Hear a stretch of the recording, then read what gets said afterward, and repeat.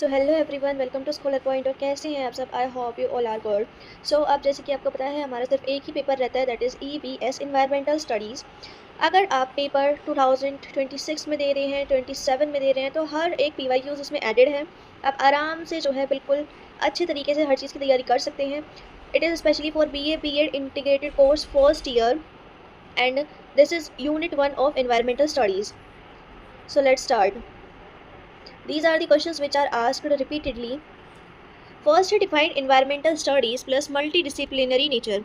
सो environmental studies एक ऐसा subject जो स्टडी करता हो एनवायरनमेंट को और ह्यूमन बीइंग कैसे अफेक्ट होते हैं इससे। इस चीज़ की जो स्टडी करते हैं, इस सब्जेक्ट स्टडी करेगा उसको बोलते हैं environmental स्टडीज़। ये बहुत से डिफरेंट सब्जेक्ट को जो है साथ में लेकर चलता है, कंबाइन करते हुए चलता है। इन्वायरमेंटल प्रॉब्लम्स को समझने के लिए, समझ के उनका सोल्यूशंस निकालने के लिए हम अलग अलग सब्जेक्ट्स को जो है साथ में कंबाइन करके पढ़ते हैं। ये kind of team effort subject है, जहाँ पे सारे सब्जेक्ट जो है एक दूसरे को सपोर्ट करते हुए किसी चीज़ का सोल्यूशन या प्रॉब्लम को समझने की कोशिश करते हैं।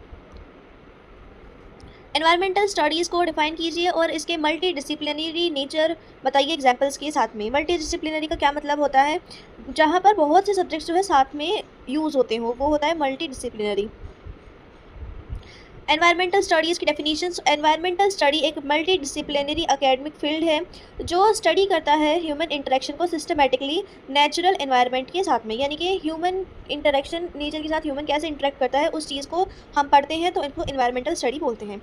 एग्जामिन करता है कि हाउ नेचुरल जो सिस्टम है, हमारा नेचर का जो सिस्टम है वो किस तरीके से वर्क करता है और हम जो ह्यूमन्स हैं उस चीज़ को किस तरीके से अफेक्ट करते हैं और हम इस चीज़ को कैसे सॉल्व कर सकते हैं, इन्वायरमेंटल प्रॉब्लम्स को कैसे हम सॉल्व कर सकते हैं। ये सारी चीज़ें हम इन्वायरमेंटल स्टडीज़ के अंदर पढ़ते हैं। तो जो नेशनल कैरिकुलम फ्रेमवर्क है वो डिफाइन करता है ये एक ऐसा सब्जेक्ट जो इंटीग्रेट करता है knowledge from natural science, social science, humanities. इन सारे सब्जेक्ट्स को इंटीग्रेट करते हुए ये समझने के लिए, इन्वायरमेंटल इश्यूज़ को समझने के लिए हम इन सारे के सारे सब्जेक्ट्स को जो है कंबाइन करके पढ़ते हैं और उसी को पढ़ना हम कहलाता है environmental studies. Multi disciplinary nature क्या होता है? इसका मतलब होता है कि इन्वायरमेंटल स्टडीज़ जो सिर्फ एक सब्जेक्ट को बिलोंग नहीं करती है, ये बोरो करती है नॉलेज हर अलग अलग सब्जेक्ट से और इनको कंप्लीट करती है, कंबाइन करके कंप्लीट करके किसी भी इन्वायरमेंटल प्रॉब्लम को समझने के लिए हम इन सबको कंबाइन करके किसी भी प्रॉब्लम को समझने की कोशिश करते हैं। कोई भी सिंगल सब्जेक्ट एक्सप्लेन नहीं कर सकता इन्वायरमेंट की प्रॉब्लम्स को फुल्ली। ये सब चीज़ें जो है साथ में वर्क करके ही हमें निकालनी पड़ती हैं। जैसे कि एक नदी, रिवर पॉल्यूट हो रही है एक केमिकल प्रॉब्लम की वजह से, तो दिस इज केमिस्ट्री। एक बायोलॉजी का प्रॉब्लम की वजह से बायोलॉजी। Economic problem economics. एक legal problem law. Social problem sociology. Political problem political science. सारी की सारी चीज़ें एक साथ यूज हो रहा है, it is called environmental studies. Different subject कैसे कंट्रीब्यूट करते हैं इसके अंदर? सबसे पहले natural science, biology, chemistry, physics and ecology. Biology studies करती बायोलॉजी स्टडी करती है लिविंग ऑर्गेनिज्म को, इकोसिस्टम को, फूड चेन, बायोडाइवर्सिटी, और ये हेल्प करती है हमें ये समझने के लिए कि पॉल्यूशन कैसे अफेक्ट करता है प्लांट को, एनिमल को और ह्यूमंस को। एग्जाम्पल, बायोलॉजिस्ट स्टडी करते हैं कि कैसे जो है पेस्टिसाइड किल करती है बीज को, और पॉलिनेशन जो क्रॉप्स के अंदर पॉलिनेशन वो बीज कराती है, उस चीज़ को कैसे इफेक्ट करती है। तो ये सारी चीज़ें हमें बायोलॉजी बताती है। केमिस्ट्री स्टडी करती है केमिकल रिएक्शन को, पॉल्यूटेंट्स को और टॉक्सिक सब्सटेंसेस को। ये हमें हेल्प करती है ये अंडरस्टैंड करने के लिए कि क्या हवा में है और क्या पानी के अंदर कौन सा केमिकल है। For example, chemist analysis factory waste water. जो केमिस्ट है वो एनालाइज करेगा फैक्ट्री का वेस्ट, ये फाइंड आउट करने के लिए कि कौन सा डेंजरस केमिकल उसके अंदर है, जैसे कि मरकरी या फिर लेड। फिजिक्स स्टडी करती है एनर्जी, रेडिएशन, साउंड और हीट को। ये हेल्प करती है समझने के लिए nuclear radiation, solar energy, noise pollution. For example, जो एक फिजिसिस्ट है वो डिज़ाइन करता है सोलर पैनल और विंड टर्बाइंस, क्योंकि ताकि जो है क्लीन एनर्जी जो है अल्टरनेट हो पाए। इकोलॉजी स्टडी करती है रिलेशनशिप बिटवीन ऑर्गेनिज्म और एनवायरनमेंट। ये हेल्प करती है हमें इकोसिस्टम के बैलेंस को अंडरस्टैंड करने के लिए। एग्जाम्पल, इकोलॉजिस्ट जो है स्टडी करते हैं कि क्यों येलो स्टोन पार्क जो है कोज करता है डियर की ओवर पॉपुलेशन को, जिसने डिस्ट्रॉय कर दिए हैं फॉरेस्ट को। नेक्स्ट है, अब तक हमने पढ़ा नेचुरल साइंस, अब हम पढ़ेंगे सोशल साइंस। सोशल साइंस के अंदर आएगी इकोनॉमिक्स, सोशोलॉजी, पॉलिटिकल साइंस और हिस्ट्री। इकोनॉमिक्स स्टडी करती है कि कैसे जो नेचुरल रिसोर्सेज हैं उनकी वैल्यू किए जाए और कैसे वो यूज़ किए जाए। ये हेल्प करती है अंडरस्टैंड करने में इकोनॉमिक कॉजेज और cost of pollution. Sociology study करती है ह्यूमन सोसाइटी और ह्यूमन बिहेवियर को, और ये अंडरस्टैंड करती है कि कैसे सोसाइटी जो है इन्वायरमेंटल प्रॉब्लम्स को क्रिएट कर रही है।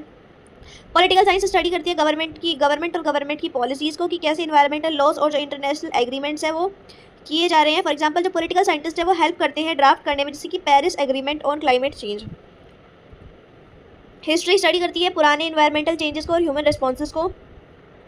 Humanities and professional fields, ethics या फिर फिलॉसफी, ये मॉरल क्वेश्चंस, जैसे कुछ मॉरल क्वेश्चंस के ऊपर जो है ये जो सारी चीज़ें हैं, जैसे कि हमें अपनी नेचर को क्यों प्रोटेक्ट करना चाहिए, it is a moral question. क्या एनिमल्स के भी कोई राइट्स हैं, ये भी मॉरल क्वेश्चन है। लॉ लॉ और रेगुलेशन बनाना इन्वायरमेंट को प्रोटेक्ट करने के लिए, कुछ वाटर एक्ट, एयर एक्ट, ये सारे लॉज हैं एनवायरनमेंट को प्रोटेक्ट करने के लिए। एग्रीकल्चर स्टडी करती है सस्टेनेबल फार्मिंग, सॉयल की जो हेल्थ है, ऑर्गेनिक फार्मिंग। इंजीनियरिंग या फिर टेक्नोलॉजी, ये डिज़ाइन करते हैं सॉल्यूशंस एनवायरमेंटल प्रॉब्लम्स के, अलग अलग चीज़ें, जैसे कि पहले जो है खेत जो है बैल से जोते जाते थे, लेकिन उसके बाद में ट्रैक्टर से होने लगे अब सारे काम। तो ये दिस इज़ इंजीनियरिंग या फिर टेक्नोलॉजी का यूज़ हुआ है इसमें। मेडिसिन और पब्लिक हेल्थ, ये स्टडी करती है कि कैसे एनवायरमेंटल फैक्टर ह्यूमन हेल्थ को जो है अफेक्ट कर रहे हैं।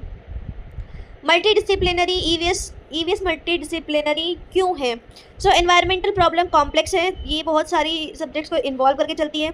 इसके सोल्यूशन में जो है मल्टीपल अप्रोचेस की हमें जरूरत है, जैसे कि कुछ टेक्निकल सोल्यूशंस निकालने पड़ेंगे, कुछ लीगल लॉज लेके आने पड़ेंगे, सोशली सोल्यूशन निकालने पड़ेंगे, फिर इकोनॉमिकली भी हमें सोल्यूशन निकालने पड़ेंगे। कोई सिंगल एक्सपर्ट जो है ये सारी चीज़ों को नहीं समझ सकता है। एनवायरमेंटल प्रॉब्लम्स जो है क्रॉस करती है बाउंड्रीज़ को। सस्टेनेबल डेवलपमेंट रिक्वायर करती है इन्वायरमेंट को बैलेंस करना, इकोनॉमी को और सोसाइटी को बैलेंस करना, और ये एक डिसिप्लिन के साथ में इसको बैलेंस करना इम्पॉसिबल है। So it is kind of conclusion. ये आप देख सकते हैं फिजिक्स में क्या होता है, सोशियोलॉजी हम पढ़ चुके हैं, आप यहाँ से स्क्रीनशॉट लेके इसको काइंड ऑफ ये कंक्लूजन है, आप इसको याद करेंगे तो आपको अच्छे से याद हो जाएगा। कंक्लूजन, इन्वायरमेंटल स्टडी एक मल्टी डिसिप्लिनरी है, क्योंकि इन्वायरमेंटल प्रॉब्लम्स भी मल्टी डिसिप्लिनरी है। जैसे कि रिवर कनेक्ट है माउंटेन्स, प्लेन्स और समुद्र सी से। एनवायरमेंटल स्टडी कनेक्ट करती है biology, chemistry, economics, law, sociology और बहुत से सब्जेक्ट्स, और इनको कंबाइन करने के बाद ही हम किसी चीज़ को अच्छे से समझ पाएंगे और एनवायरमेंटल के जो चैलेंजेस हैं उनको फेस कर पाएंगे अच्छी तरीके से। Next question, scope of environmental studies. Scope का क्या मतलब होता है? वो रेंज ऑफ सब्जेक्ट या फिर वो एरिया जो एनवायरमेंटल स्टडीज़ कवर करती है। तो स्कोप है जो ईवीएस का, वो बहुत ज़्यादा बड़ा है, वास्ट है, लार्ज है काफ़ी। ये हर एक चीज़ एक टाइनी माइक्रोस्कोप से लेके एक एंटायर प्लैनेट क्लाइमेट सिस्टम को जो है कवर करके चलती है। ये 3 लेवल्स पर वर्क करती है, लोकल, रीजनल और ग्लोबल। एनवायरनमेंट को एक्सप्लेन कीजिए और स्कोप बताइए ईवीएस का। एनवायरनमेंट, ये जो एनवायरनमेंट वर्ड है फ्रेंच वर्ड से आया है, जिसका मतलब है सराउंड। एनवायरनमेंट हर एक चीज़ है जो हम अपने आसपास देखते हैं, लिविंग भी, बायोटिक भी और एबायोटिक भी। जो ये इंक्लूड करती है जो हवा हम लेते हैं, जो पानी हम पीते हैं, जिस सॉइल में हम खाना उगाते हैं, द प्लांट्स, द एनिमल जो हमारे चारों ओर है, और ह्यूमन बीइंग भी। फॉर्मल डेफिनेशन, एनवायरनमेंट का मतलब है सम ऑफ टोटल और living and non living element जो इफेक्ट करते हैं एक ह्यूमन लाइफ को। और जो ह्यूमन प्रोटेक्शन एक्ट है इंडिया का, वो डिफाइन करता है कि द सम ऑफ टोटल और लिविंग और नॉन लिविंग एलिमेंट जो एक ह्यूमन लाइफ को इन्फ्लुएंस करे। स्कोप क्या है ईवीएस का? सो 8 की एरियाज है। पहला है नेचुरल रिसोर्सेज। ईवीएस स्टडी करती है सारे के सारे नेचुरल रिसोर्सेज को, water resources, mineral resources, food resources, energy resources, सारे के सारे। क्या क्या चीज़ें ये स्टडी करती है, जैसे कि हम इंडिया वाले कितना पानी पीते हैं, कितने फॉरेस्ट जो है कट हो चुके हैं, कितना जो है कोल बचा हुआ है हमारे पास में। ईवीएस इन सारी चीज़ों का आंसर करती है।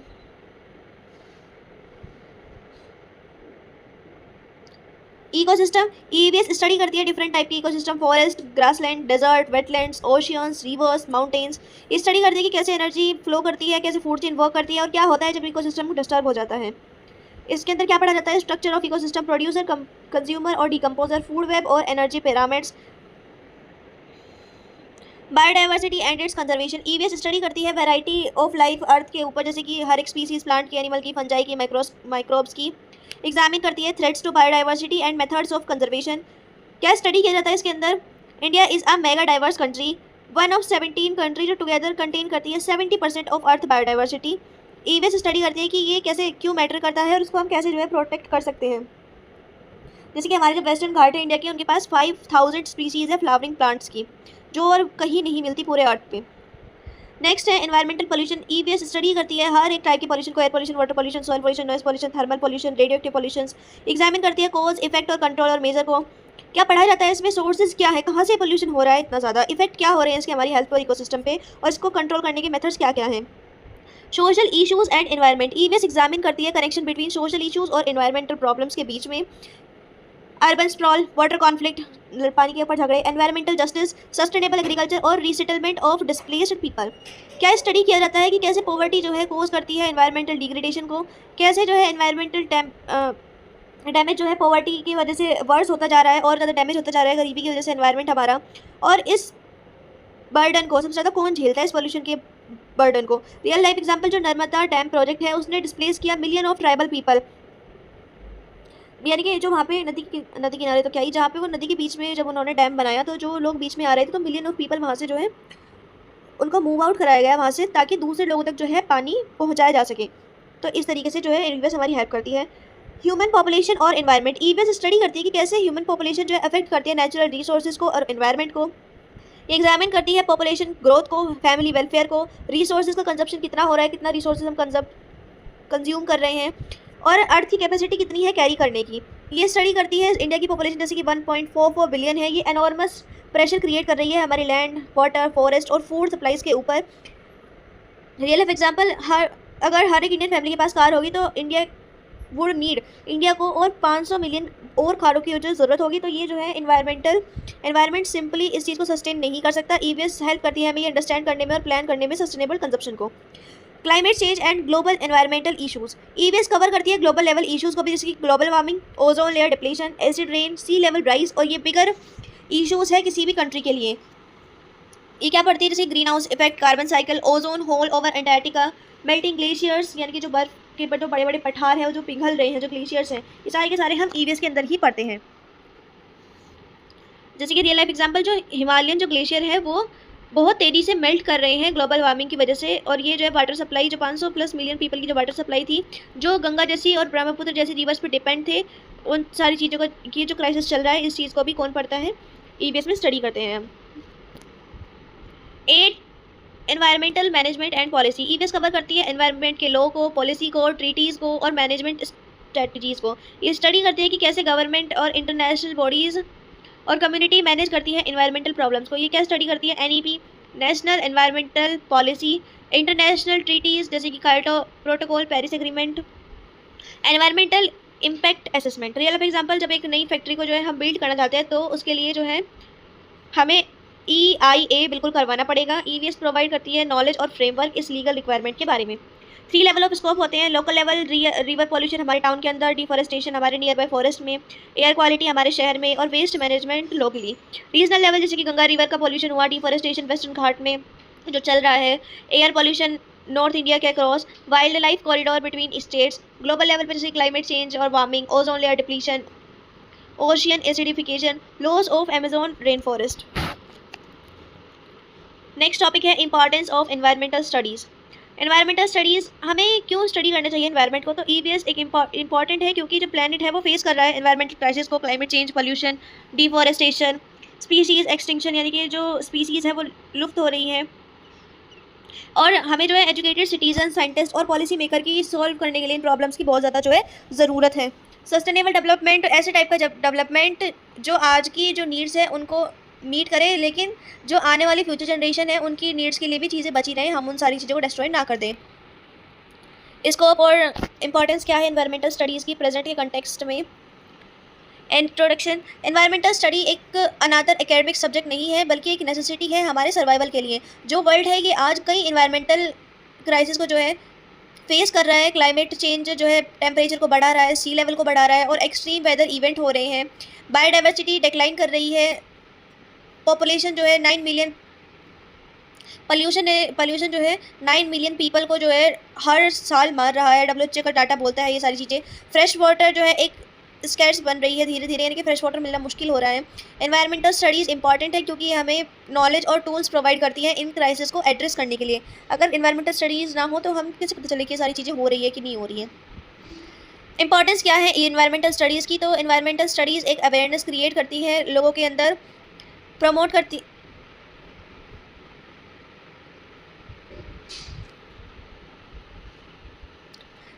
है सस्टेनेबल डेवलपमेंट को। ईवीएस टीच करती है कि जो डेवलपमेंट है वो सस्टेनेबल है।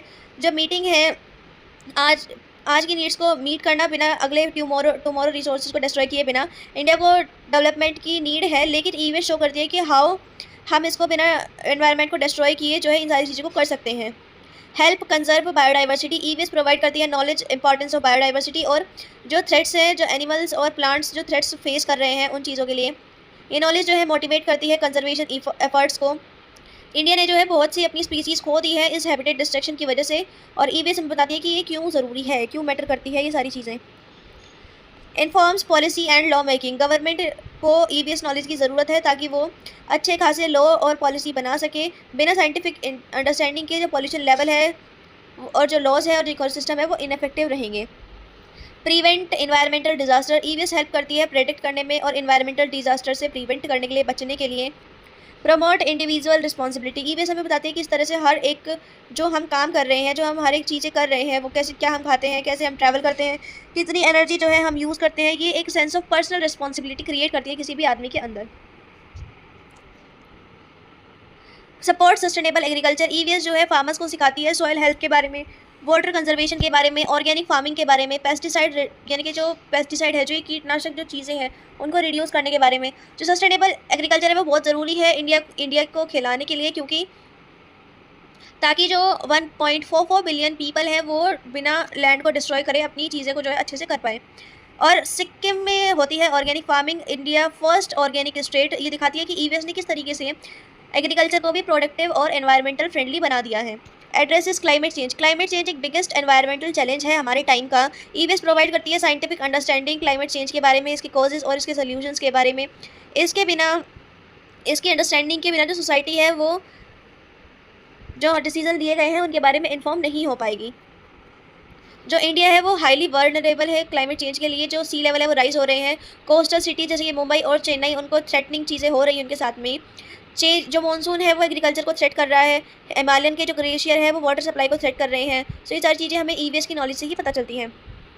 प्रमोट एनवायरमेंटल इथिक्स, ईवीएस जो है डेवलप करती है इथिक्स की सेंस हमारी रिलेशनशिप नेचर के साथ में। वो आइडिया जो हमें मॉरल ड्यूटी को बताता है एनवायरनमेंट को प्रोटेक्ट करने के लिए, ना कि सिर्फ ह्यूमन बेनिफिट के लिए। Essential for regional and global survival, ultimately environmental protection जो है ये ऑप्शनल नहीं है बल्कि ज़रूरी है ह्यूमन के सर्वाइवल के लिए। इकोसिस्टम प्रोवाइड करता है इकोसिस्टम सर्विसेज जो ट्रिलियंस और ऑफ डॉलर वर्थ करती है एनुअली। इस ईवीएस के बिना हम इन सारी चीज़ों को बिल्कुल भी समझ नहीं पाएंगे। नेक्स्ट है public awareness for environmental protection. Public awareness मतलब मेकिंग ऑर्डिनरी पीपल को अवेयर करना एनवायरमेंटल प्रॉब्लम्स के बारे में और उनके रोल के बारे में कि उनको कैसे ये चीज़ें हेल्प कर सकती हैं उनको सॉल्व करने के बारे में। पब्लिक अवेयरनेस कंसीडर की जाती है ज़रूरी, क्योंकि बेस्ट एनवायरमेंटल लॉ भी कुछ नहीं कर पाएंगे अगर लोगों को अपनी जिम्मेदारी समझ में ही नहीं आएगी। एक inform citizen most powerful tool है एनवायरनमेंट को प्रोटेक्ट करने के लिए। पब्लिक अवेयरनेस क्यों ज़रूरी है एनवायरमेंटल प्रोटेक्शन के लिए? कुछ मेजर्स बताइए इसको क्रिएट करने के लिए।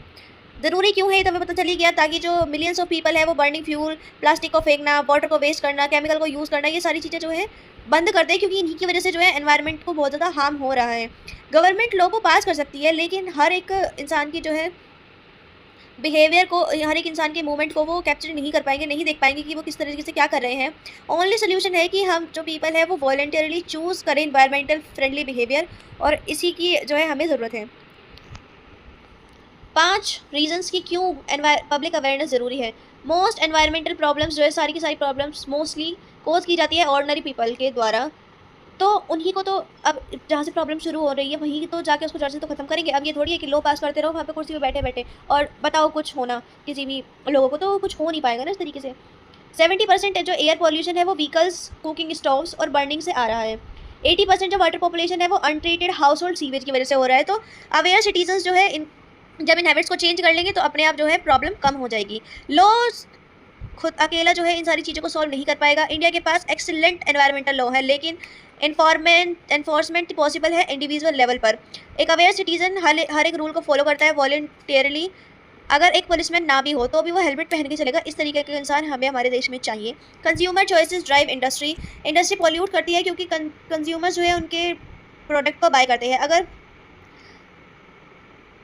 जो इंडिविजुअल है वो ही अवेयर हो जाए और इको फ्रेंडली प्रोडक्ट्स की डिमांड करने लगे तो इंडस्ट्रीज जो है उनको प्रोड्यूस करना शुरू कर देगी। अवेयरनेस ही क्रिएट करती है मार्केट प्रेशर एनवायरमेंटल रिस्पॉन्सिबिलिटी के लिए। Democratic pressure on governments, democracy में एक जो गवर्नमेंट है वो रिस्पॉन्ड करती है कि जो वोटर्स चाहते हैं। अगर सिटीजन्स अवेयर होंगे एनवायरमेंटल प्रॉब्लम्स के बारे में और डिमांड करेंगे एक्शंस को, तो गवर्नमेंट जो है बेटर पॉलिसीज़ को निकालेगी। बिना पब्लिक अवेयरनेस के एनवायरमेंटल जो इशू है वो इग्नोर किया जाता है पॉलिटिक्स के अंदर। Prevention is cheaper than cure, cleaning up pollution after it happens 10 to 100 times more than preventing it। बार बार नदियों को साफ करवाते रहो, कई कई ट्रिलियन ट्रिलियन डॉलर खर्च करते रहो, लेकिन that is not a permanent solution. Permanent solution is that कि इसको बैन करो कि यहाँ पे कोई भी कूड़ा कचरा नहीं फेंकेगा, इट इज़ दैट। और अगर लोग बाग अवेयर हो जाए तो वो फेंके ही नहीं, वही बात ही खत्म है। Measures to create a public awareness, क्या क्या हमें चीज़ें लेनी चाहिए। इन्वायरमेंटल एजुकेशन डालो स्कूल और कॉलेज के अंदर। सेकंड है मीडिया और सोशल मीडिया कैंपेन्स चलाओ, बताओ कि किस तरीके से जो है चीज़ें ख़त्म हो रही है, किस तरीके से जो है इतना नुकसान कर रहे हैं हम अपनी एनवायरनमेंट को। Community programmes and workshop organise करो, एनवायरमेंटल अवेयरनेस की वर्कशॉप सेमिनार्स रखो, कम्युनिटी का ड्राइव करो लोकल लेवल पे, विलेजेस में जाके बताओ, नेबरहुड्स में बताओ, वर्क प्लेसेस में बताओ। Celebration of environmental day, environment day को सेलिब्रेट करो। ये ऐसे ऐसे इवेंट फोकस करते हैं नेशनल और इंटरनेशनल अटेंशन किसी भी स्पेसिफिक इश्यूज़ पे और मोटिवेट करते हैं एक्शन को। फिफ्थ है एनवायरमेंटल एनजीओज और वॉलेंटरी ऑर्गेनाइजेशंस को चलाना स्टार्ट करना होगा ग्रास रूट लेवल पे, ताकि एनवायरमेंटल अवेयरनेस और ज़्यादा स्प्रेड हो पाए। Government scheme and government programme जैसे कि क्लीन इंडिया मिशन, स्वच्छ भारत, सेव वाटर कैंपेन, ऐसे ऐसे कैंपेन हमें चलाने पड़ेंगे ताकि और ज़्यादा जो है लोगों को अवेयरनेस प्रोवाइड हो। Wild life and nature documentaries, कुछ डॉक्यूमेंट्रीज ताकि जो इंडिविजुअल कभी भी कोई लेक्चर अटेंड नहीं करते, कुछ भी अकेडमिक पेपर्स को नहीं रीड करते, तो उन तक भी चीज़ें पहुँचे डॉक्यूमेंट्रीज़ के तहत कि क्या हमारे इन्वायरमेंट में चल रहा है, किन चीज़ों से हमें बचना है, क्या चीज़ें नहीं करनी है। रिलीजियस एंड कल्चरल इंटीग्रेशन, बहुत से इन्वायरमेंटल इश्यूज़ जो है ऑलरेडी एम्बेडेड है रिलीजियस और कल्चरल ट्रेडिशन के साथ में, जैसे कि नदियों की पूजा करना, पेड़ों की, एनिमल्स की, ये इन चीज़ों को मॉडर्न एनवायरमेंटल अवेयरनेस के साथ में जो कनेक्ट कर दो, अपने आप चीज़ें जो है बची बचाई। कुछ चीज़ें जो हैं पूछी गई हैं साथ में, जैसे कि एनवायरमेंटल स्टडी को और इंटरडिसिप्लिनरी अप्रोच को जो है डिस्क्राइब कीजिए, एक्सप्लेन कीजिए। सो एनवायरमेंटल स्टडी एक डिसिप्लिनरी सब्जेक्ट, इंटरडिसिप्लिनरी सब्जेक्ट है, ये मैंने बता ही दिया क्योंकि बहुत सारे सब्जेक्ट को एक साथ पढ़ के चलती है। Humanities, social science, physics, chemistry, biology, हर चीज़ को, सोशोलॉजी। इंटरडिसिप्लिनरी और मल्टीडिसिप्लिनरी में क्या डिफरेंस है। मल्टीडिसिप्लिनरी डिफरेंट सब्जेक्ट को साइड बाय साइड लेके चलती है, लेकिन इंडिपेंडेंटली हर एक डिसिप्लिन स्टडी किया जाता है, हर एक अपने अलग एंगल से सेपरेटली। इंटरडिसिप्लिनरी में क्या होता है, सारे के सारे सब्जेक्ट जो है साथ में वर्क करते हैं, साथ में नॉलेज को शेयर करते हैं, इंटीग्रेट करके चलते हैं। कुछ इस तरीके से ये चीज़ें बताई गई हैं, जैसे कि केमिस्ट्री टेस्ट करती है वाटर क्वालिटी को, बायोलॉजी स्टडी करती है एक्वेटिक लाइफ को, इकोनॉमिक्स कैलकुलेट करती है कितना खर्च आ जाएगा, लॉ बनाए जाने चाहिए ताकि पॉल्यूट ना हो, इंडस्ट्री पॉल्यूट ना करे, रिवर्स को। सोशोलॉजी स्टडी करती है कि कम्युनिटीज़ को क्यों नदियों में जो कूड़ा है वो नहीं डालना चाहिए। इंजीनियरिंग डिज़ाइन करे ट्रीटमेंट प्लांट वाटर को क्लीन करने के लिए। पब्लिक एनवायरमेंट अवेयरनेस जो है की है एनवायरनमेंट के कंजर्वेशन की, डिस्कस कीजिए। सो जो स्टेटमेंट है कि पब्लिक अवेयरनेस ही की है, ये 100% करेक्ट है, क्योंकि पब्लिक एनवायरमेंटल का जो कंजर्वेशन है वो गवर्नमेंट और साइंटिस्ट खुद नहीं सारे के सारे एनवायरनमेंट को बचा सकते हैं, इनको एक्टिव पार्टिसिपेशन की ज़रूरत है हर एक सिटीज़न की। इंडिविजुअल सबसे ज़्यादा कोज करते हैं एनवायरमेंटल डैमेज, इसीलिए ज़रूरी है। दूसरी बात, अवेयरनेस क्रिएट करो बिहेवियरल चेंज के बारे में। जब पीपल ट्रूली अंडरस्टैंड करेंगे कॉन्सिक्वेंसेज और बिहेवियर को चेंज करेंगे, जब पंजाब के जो फार्मर्स हैं वो समझ जाएंगे कि जो दिल्ली का जो डेडली विंटर स्मोक है वो उनकी सॉयल को भी डिस्ट्रॉय कर रहा है और जो दिल्ली में रह रहे लोग हैं उनको भी बहुत ज़्यादा प्रॉब्लम कोज कर रहा है, तो वो उसको बंद कर देंगे चलाना। अवेयर सिटीज़न जो है पॉलिटिकल प्रेशर क्रिएट करेंगे, ताकि जो अगर लोग बाग अवेयर होंगे तो वो अपने जो रनिंग जो गवर्नमेंट है उनसे डिमांड करेंगे कि हमारी जो एनवायरनमेंट है ख़राब हो रही है, इसको हार्म हो रहा है, इनके लिए कुछ मेजर्स लो, कुछ स्टेप्स लो। कंज्यूमर अवेयरनेस चेंज करेंगे, इंडस्ट्री को इको फ्रेंडली अगर प्रोडक्ट्स हम मांगने शुरू करेंगे तो फैक्ट्री वो ही हमको बना के देगी।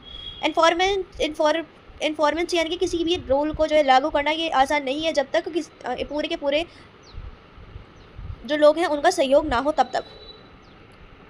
कंक्लूजन ये है कि टेक्नोलॉजी कुछ प्रॉब्लम को सॉल्व कर सकती है, कुछ लोगों के बिहेवियर को कंट्रोल कर सकती है, लेकिन मोस्ट पावरफुल चीज़ जो है वो है अवेयरनेस। सो ये कुछ क्वेश्चंस हैं जो गारंटी आ सकते हैं, ये मास्टर क्विक रिवीजन है इस तरीके से। So bye bye, see you in the next video, मिलेंगे यूनिट सेकंड में। Till then take care, bye bye and subscribe to my channel.